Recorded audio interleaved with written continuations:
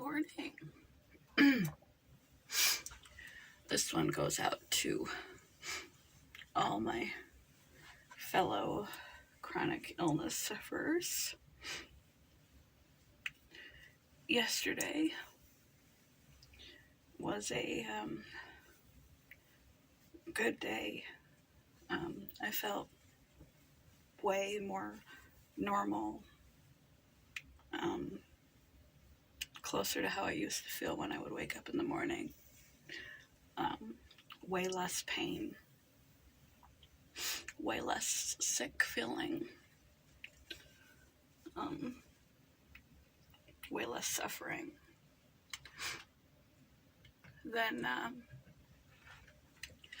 I have for a really long time. And I told myself, maybe I was done with my flare, that hopefully I would wake up like that again, but I didn't. I made sure to be cautiously optimistic, because when you have a chronic illness, you can really screw with your expectations and make your suffering worse, because you get your hopes up every time they find a new medication to put you on,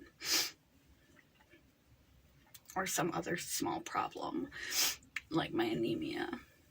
You think, when this is fixed, or once this pill starts working, I'll feel better, it'll be better, and it isn't. Either nothing changes or so little changes that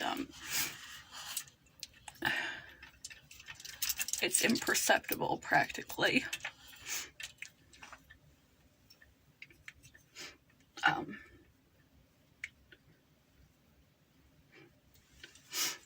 And at first you're devastated, because you want your health back so bad. You want to not be suffering in pain all the time. You want to not feel sick all the time. You want a break, you want some relief. And after a while, you start to reserve some of that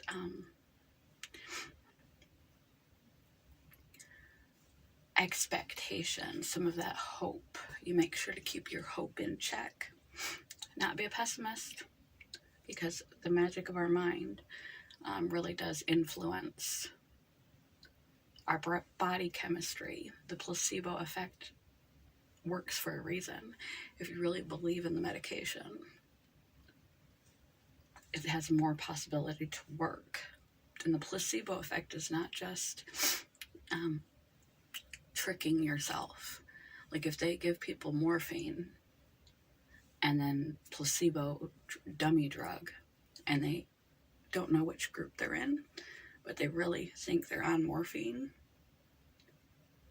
Some of the subjects we have natural morphine-like chemistry in our body, in our brain, and it will release an excessive amount of natural painkillers when they were given basically a tic-tac, because they believed it would work. Something in that belief signaled their body to stimulate its natural morphine-like painkillers, and their levels were measured, and the body created not just the feeling of, but actual pain relief. So the placebo effect is not just the belief in the thing working so you imaginatively feel better.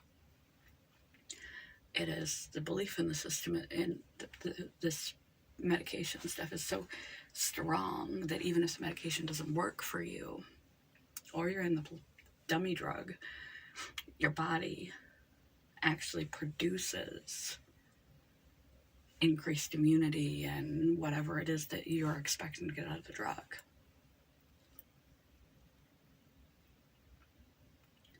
So, having no faith, cutting off all expectation or hope in medication, in cure, in potentially even maybe someday fully recovering, is a bad idea.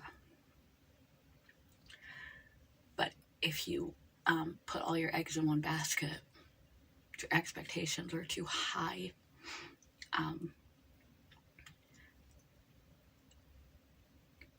About what you think is going to happen.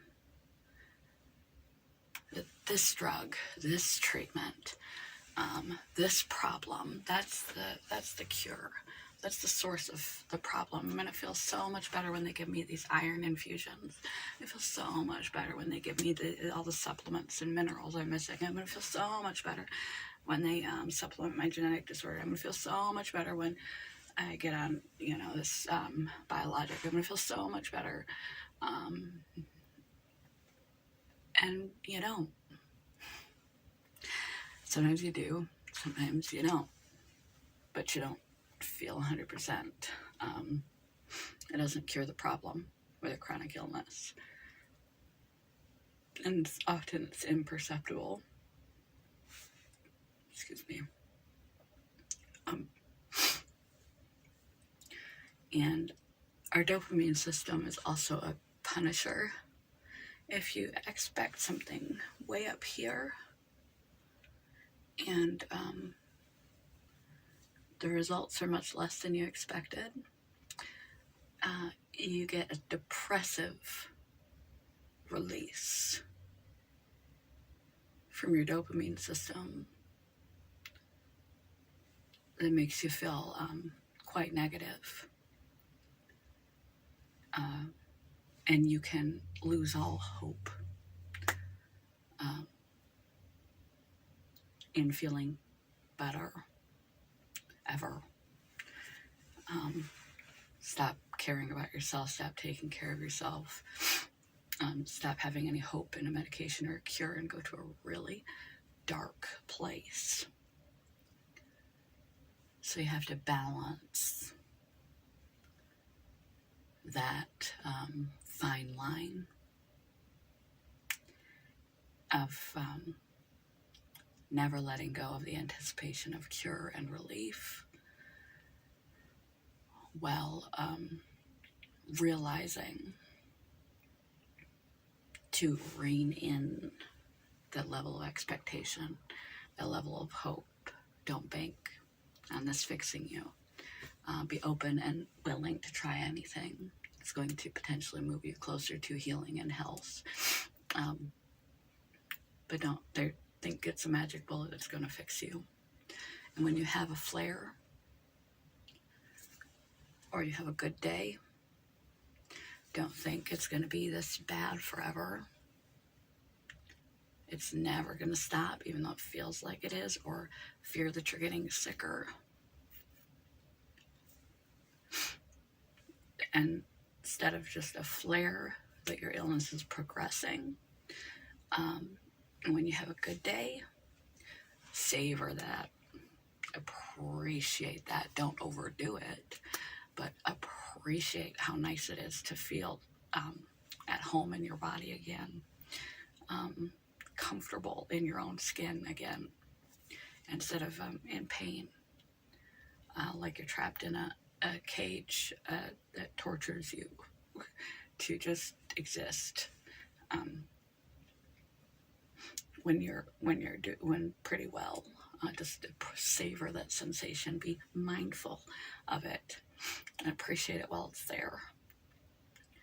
And don't assume that it's, this rare thing that will never happen again.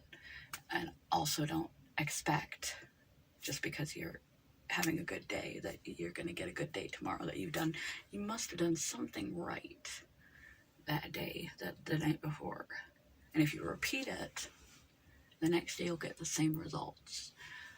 Maybe you didn't have any sugar, and so you're thinking, you got an autoimmune condition, an inflammation disorder, and you're thinking, well, I had like 0 sugar, just by coincidence. That must be what I did right. So you repeat it the next day, and you wake up in the morning and your dog sick. Same action, different result, and you're disappointed. And you thought you had solved the puzzle, you thought you'd figured it out, how to treat yourself, how to heal yourself, how to manage your condition, so you could feel the best possible. And it's a letdown every time. You think you've got it figured out, and you try to replicate to get that good, healthy day again, and it doesn't work consistently, if at all. And you just feel kind of helpless, and you will feel helpless and hopeless and devastated and disappointed if you bank on your good day becoming a string of good days. Too much.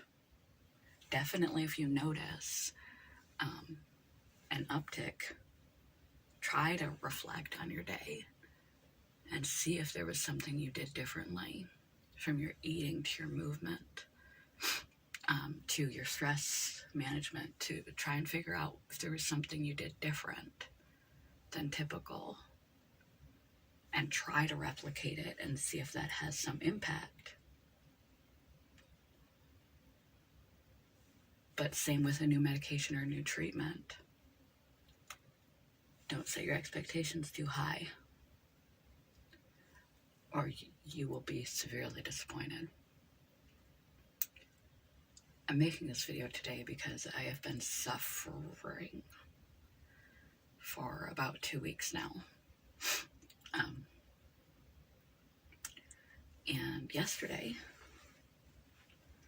I felt good.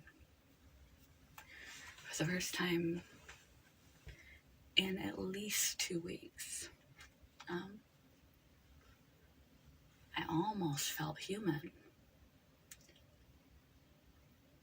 Almost had energy. I wouldn't call me bouncing off the walls or anything, but I almost felt well. It was like magic. This magic moment.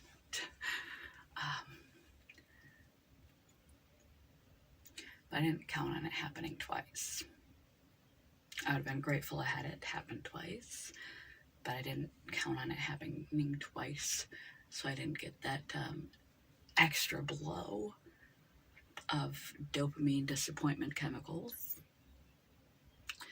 and injured hope dragging me down, that I'm never going to get well, and it's going to be like this always. So I didn't add pain to my suffering. Neurochemically or emotionally.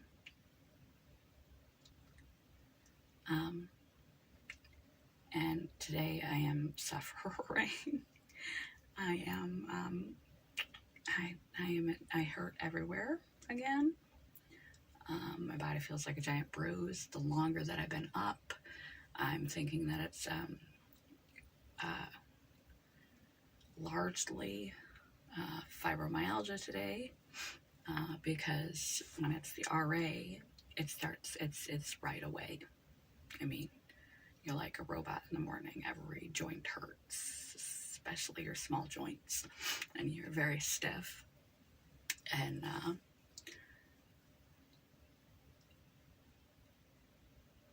it's not really muscular pain.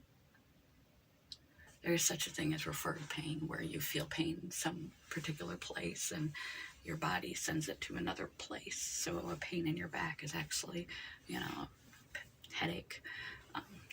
Or a headache is actually a pain in one of your discs, and it's radiating up your spine, and nerves are sending it up here. So there is that. But the fact that I started in minimal discomfort, and the longer that I've been awake, I've gotten progressively more and more and more sore and in pain.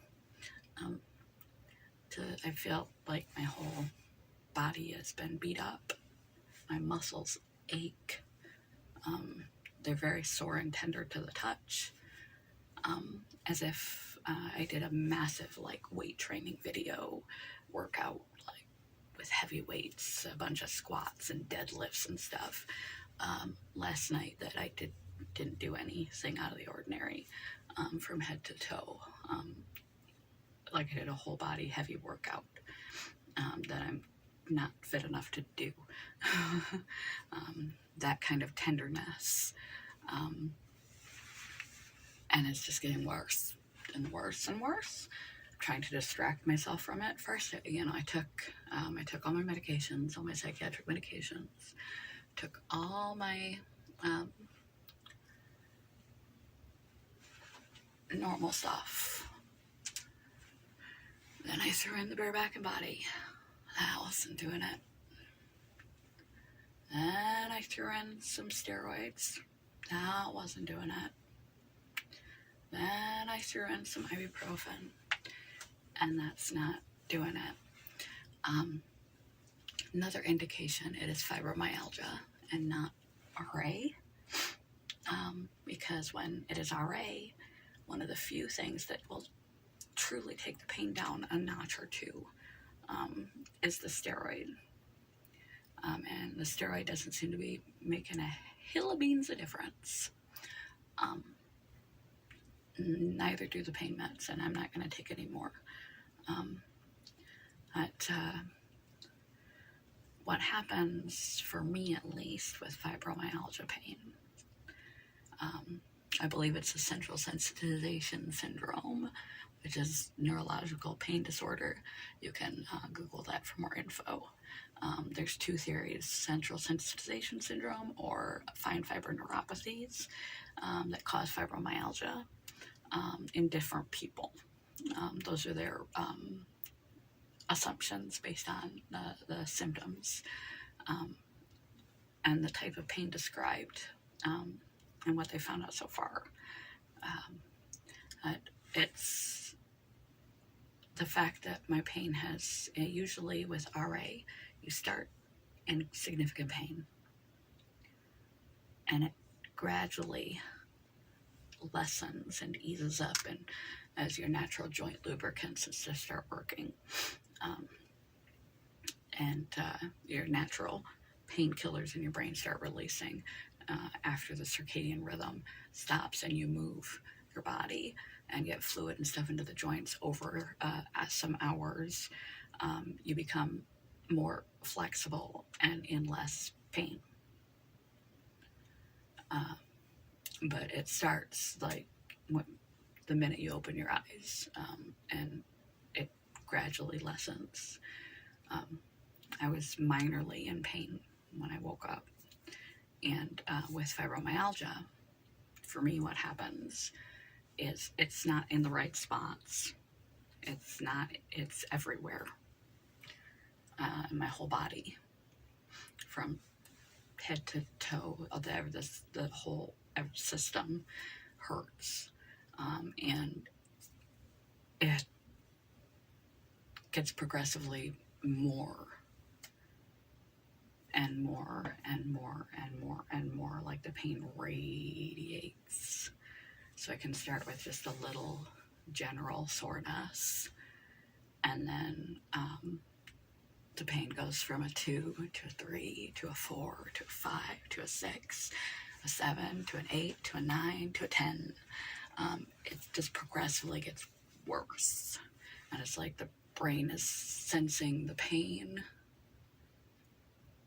keying into that pain, and because it's hypersensitive to pain and diminished in its capacity to release pain dampeners, the nervous system is focusing on the pain signal and amplifying it in your brain, and that just keeps going in a loop until your brain is, it's like screaming nails on a chalkboard. Pain until it starts to wipe out all other senses, and you can only feel pain, severe pain from head to toe. And that's what I'm in now, and I'm having, despite having taken all my medication, and some bareback and body and some ibuprofens and all my psych meds. I'm having hot and cold flashes like nobody's business. I'm freezing, and then I'm hot, and I keep having to go shut the store and block all the heat so it gets up to be like 90, and I'm in this robe. I feel ill and get boilingly hot and have to run outside and cool off for a minute. And then I get the chills. So, unfortunately, it also doesn't work around our schedule, our illnesses. That was just sort of I got sidetracked there talking about being sick and how I can tell the difference between RA and fibro pain and symptoms. But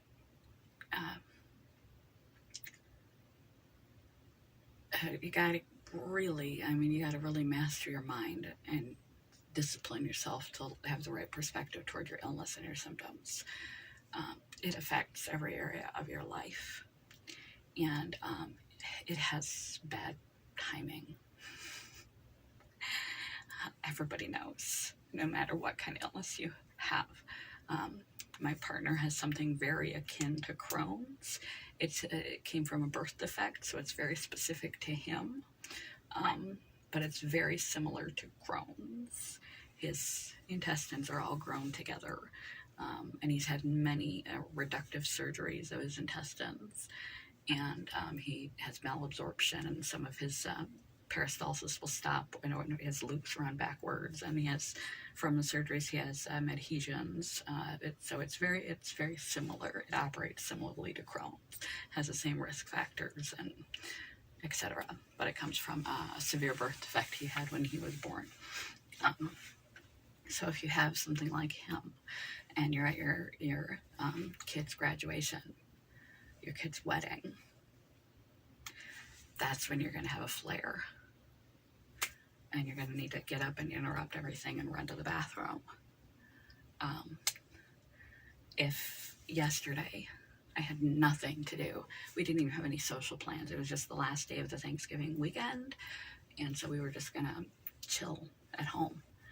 And nothing on my plate, and I felt great. Today is back to the work week. And I am miserable. By now, I've been up for hours. By now, I would have got my stuff all packed up for my partners and put in the vehicle and all ready to go and dressed and cleaned and stuff, because I work early. No, I am still in what I slept in. I haven't brushed my teeth or my hair or anything. I haven't packed at all, and I have been up for like 3 hours as in a excruciating, painful stupor. And today is Monday. Today is going back to work day, because that's just what it does. It interferes with the big moments. It interferes with the little moments. It's timing. It's never pleasant to be sick, but it likes to choose things, just ironically, seems to choose the most inopportune times to show up. You're sitting in a job interview, and you have to run off to the bathroom from your Crohn's in the middle of the interview. You have a flare, you've got these sores all over, you're arthritic, and having fibromyalgia. You're in pain from head to toe, and you're stiff, and you're nauseous, and you can't think clearly, and you're having hot cold flashes, and you gotta go to work. Or it's your first day on your new job, or you're supposed to go out for coffee with a friend. God forbid you have friendships anymore. If you do, good for you. It is so hard to keep and sustain friendships as adults anyway. everybody's busy. People have families and husbands and jobs and everything they've got to hold down. It's hard to stay connected. People drift from their old friends. They move away, the distance, and they just, to be connected and to find new friends as an adult is difficult. So, but friendships require energy, time, commitment, capacity, and people with chronic illnesses may not even be able to barely sustain their own life functionally. And your friends tend to give up. What friends you do have, they stop inviting you because you're always too sick, always too tired, always too sore. You're in a flare, you're not well. And when you first get unwell with a chronic illness, everybody rallies around you. Everybody's concerned. Everybody's considerate. Everybody gets it. Even if they don't understand the disorder. You get diagnosed with MS. Everybody just rallies around you. And is very considerate. After a while, caretaker burden. It's like they forgot you were ill. And they forgot that you have no control over when or how your symptoms are. Especially if you look normal.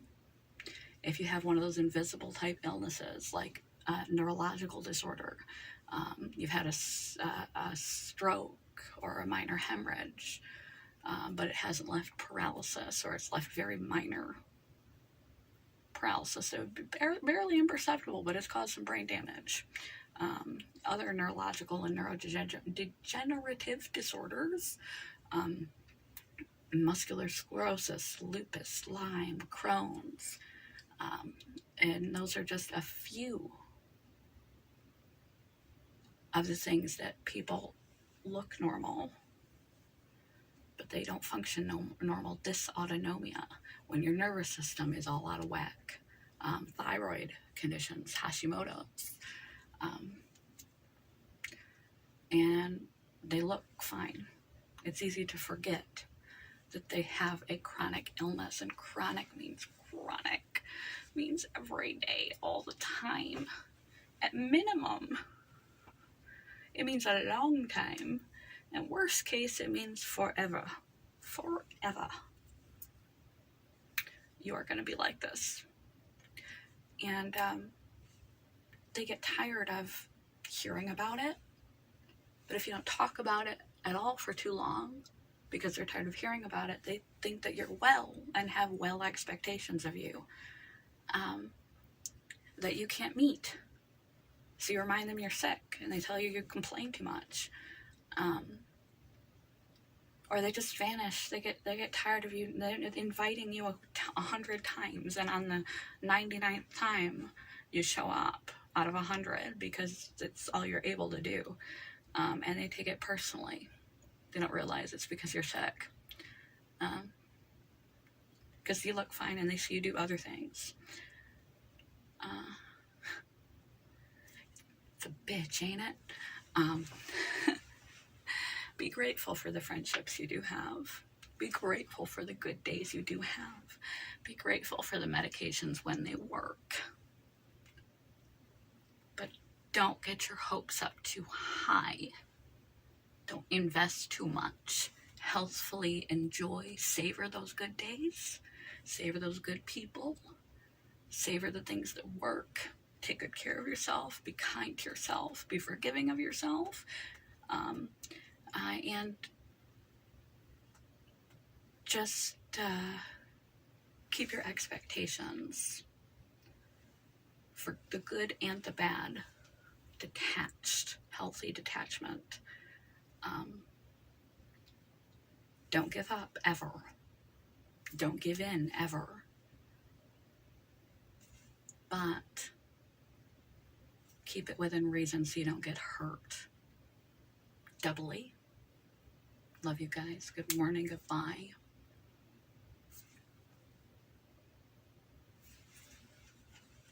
I'm sure there's more I could say, but there's a quote too, and it hasn't cut me off yet, strangely enough. There's a quote that provoked this. Where's it at? Well, my illness provoked this, but there's a quote. If opening your eyes, or getting out of bed, or holding a spoon, or combing your own hair is the climbing of Mount Everest, then you climb that mountain today, and that is perfectly okay.